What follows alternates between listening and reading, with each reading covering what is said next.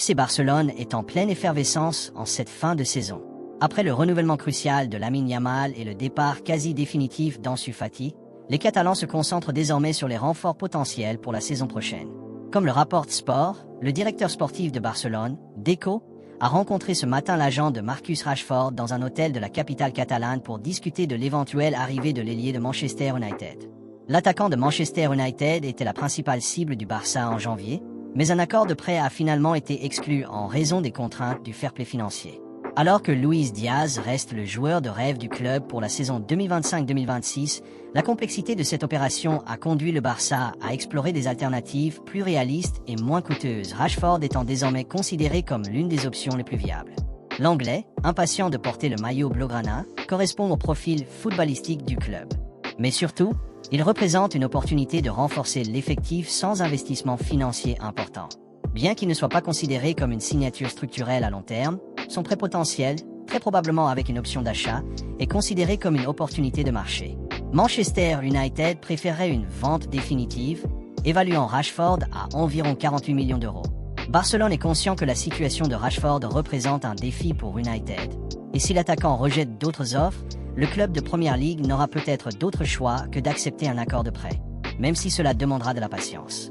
La réunion de mercredi a permis d'échanger des points de vue et de confirmer la volonté des deux parties d'aller de l'avant. Rashford est prêt à patienter et à faire pression, mais seulement si l'intérêt du Barça est réel, ce qui semble être le cas compte tenu des restrictions financières du club. Barcelone a besoin de temps pour évaluer sa marge de manœuvre sous le plafond salarial, mais Rashford a déjà le hockey du manager Hansi Flick. L'attaquant nourrissait de grands espoirs en janvier, mais ils ne se sont pas concrétisés. Reste à voir si son attente sera récompensée cet été. L'un des objectifs prioritaires du FC Barcelone à l'approche de l'été est la signature d'un nouvel ailier gauche.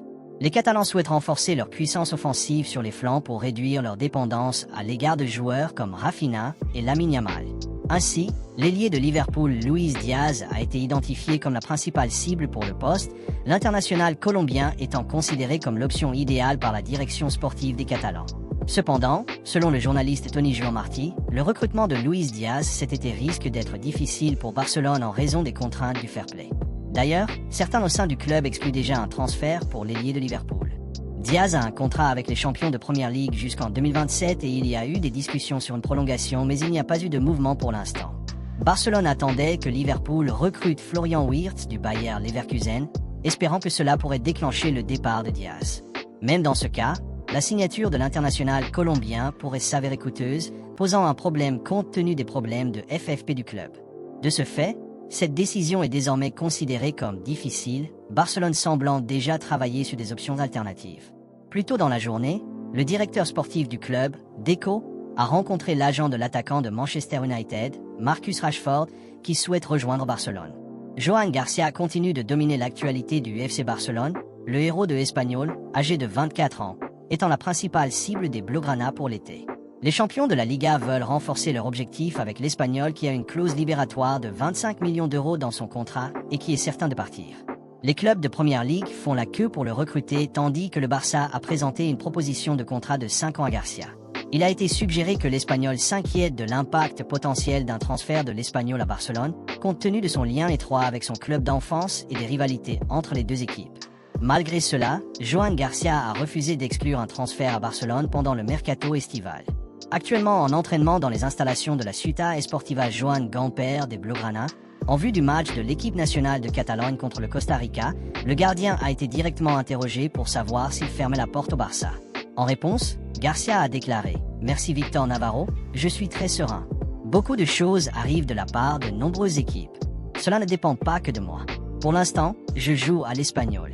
Je n'ai pas de date à fixer. » Interrogé plus en détail sur ses commentaires précédents qui suggéraient qu'il n'envisagerait pas une telle démarche, le gardien de but a expliqué « Non, au final, comme je l'ai dit, il y a beaucoup de choses à prendre et cela ne dépend pas seulement de moi, mais de nombreux facteurs. La décision ne m'appartient pas à moi seul, alors je vais consulter des personnes en qui j'ai confiance et nous évaluerons toutes les options possibles. » Interrogé sur la réaction potentielle des supporters de l'Espagnol s'il faisait ce changement, Garcia a répondu « Non, je ne l'ai pas fait. Je suis calme, concentré sur mes pensées et mes sentiments, ainsi que sur ceux des personnes qui comptent pour moi, et c'est tout. » Du côté de son entourage, il y a une forte conviction que le transfert de Garcia à Barcelone se fera cet été malgré les inquiétudes concernant les retombées potentielles.